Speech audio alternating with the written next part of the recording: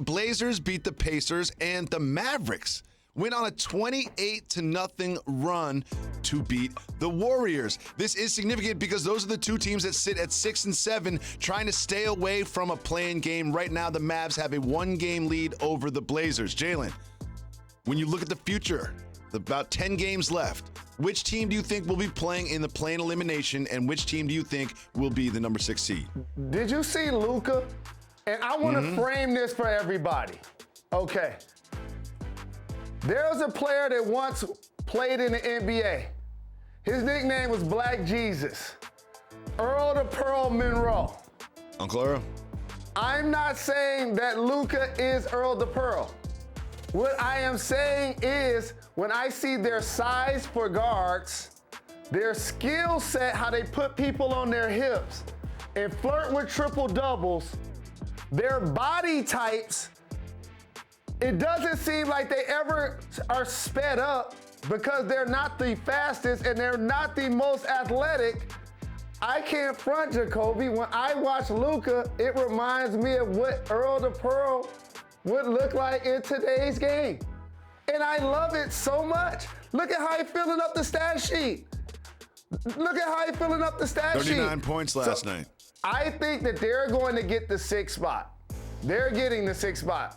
And they're extremely well coached. Shout to Rick Carlisle, because I'll look up Trey Burke, Tim Hardaway Jr., Jalen Brunson, all playing quality minutes. Finney Smith playing quality minutes. And before you know it, they still can maintain the 6th seed, whether Porzingis has been in or out of the lineup. They beat Steph Curry for the 3rd time in his career this season by 30-plus points.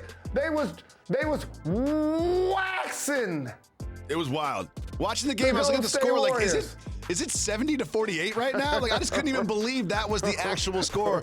And look, it's easy to pile on after a game like this, but watching that Warriors team, I'm like, I'm not sure they're Thompson and Wiseman away. Like, I'm not sure they're Thompson and Wiseman away, and they will most definitely be in the play-in, and we will see how that plays out. Now we take our attention to the Eastern Conference, where the Nets got a weird win against the Raptors. My brother, to the Kyrie East. didn't play great. Durant didn't play great. Jeff Green led him in scoring, but we have an update from Steve Nash, who said that Harden still has a ways to go before he is back. Jalen, let's say he comes back right around the playoffs, maybe a game or two before the playoffs. What do you think that impact will be on the future of this Nets team? Okay, here's something you appreciate. Okay. How many times do you take days off? Never. How many times do I take days off? Never. Who's our backup crew? The Nets. Jalen, what does that have to do with the Brooklyn Nets? Who's our backup crew? Nobody. And I'm going to tell you why. Because if I'm not here, somebody might sit in and do the show, but Jalen's still in the title. Jacoby's still in the title. They're not going to win the East, Jacoby, without all three of those guys. Ain't no substituting who's in the title. You and I are the title. That big three's the title. I know you want to look at the Nets and say, oh, just with KD and Kyrie, they'll win the East. Not going to be able to do it. I believe if you feel that way, you're not respecting the journey. And let me tell you what's going to happen on the journey. But these fantastic players, I've called James Harden years ago the most unique offensive weapon the game has seen. And I stood by that. However, you know what they don't have on the interior? An all NBA level big. And you know what they might have to do in the Eastern Conference? Play against the Miami Heat and Bam Adebayo. How about that? Jalen. They might have to play against Giannis and the Bucks, Embiid and the Sixers. And I believe those dominant bigs, if I had to pick the field versus the Nets, I would take the field as we have this conversation today. Jalen, I had an epiphany. I realized what these Brooklyn Nets are.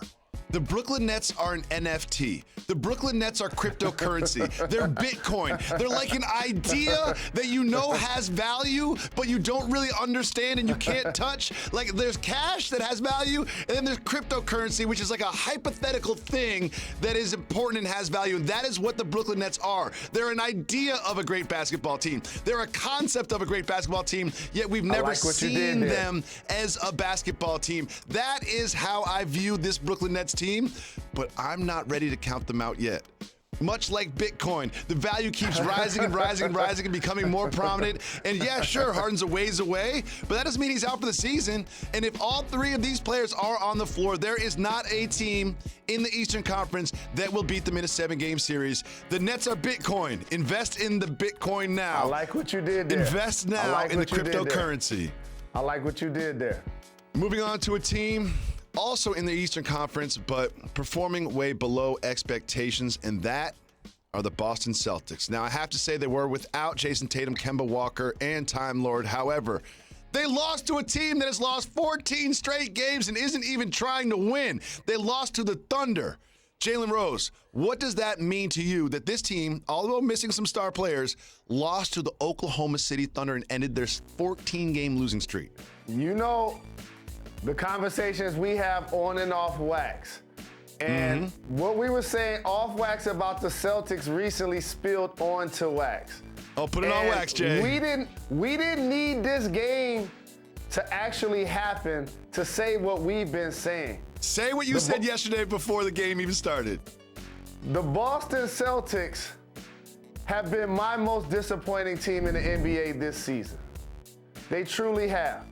The reason why we're able to celebrate the excellence of the Knicks and the Hawks is because they're doing better than the Celtics. Like, just think about that for a second. And you know how much I love Tatum and Jaylen Brown. Like, those are two of my favorite young players, especially a namesake. You know how much I love Marcus Smart. But they need Kemba to be all NBA that they traded for. He wasn't all-star this year. You said Time Lord missed the game. They got like 2 or 3 Williams. I wish that they were one player. Tristan's been inconsistent. Yeah, he's a really good offensive rebounder. They're not getting quality minutes at the 5. But then you have to look over to the sideline at Brad Stevens. They have 2 All-NBA performers, Jacoby. They got to be playing better than they playing. They look uninspired.